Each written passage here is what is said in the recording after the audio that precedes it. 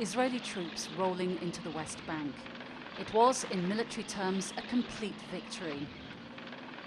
But even before the war came to an end, Israeli strategists were grappling with the political implications. Shlomo Gazit was working in military intelligence at the time.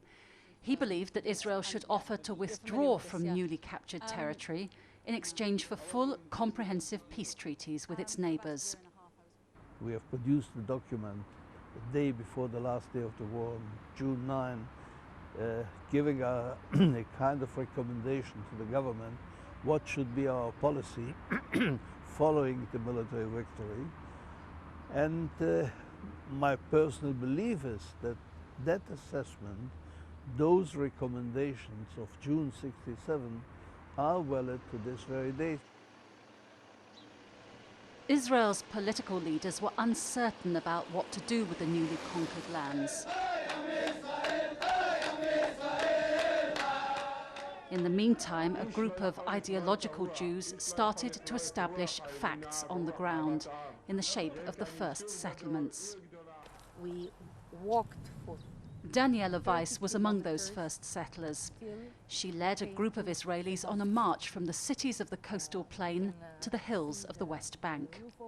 So we were, myself included, part of a movement which said the miracle of the Six-Day War is a call from God for us to return to the birthplace of our nation, which is here on these hills.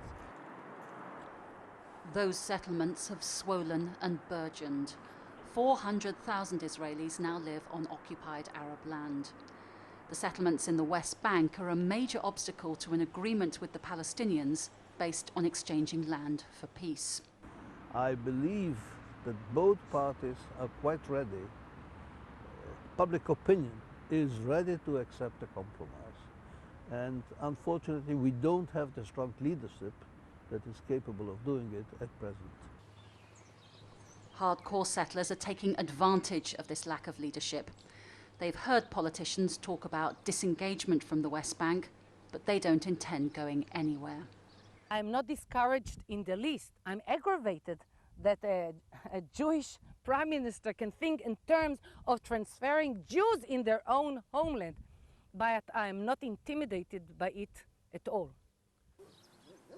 The military victory of 1967 has left successive Israeli governments with a burden. As long as the West Bank remains occupied, there can be no real state for the Palestinians and no real peace for the Israelis. Jacky, Rowland, Al Jazeera in the northern West Bank.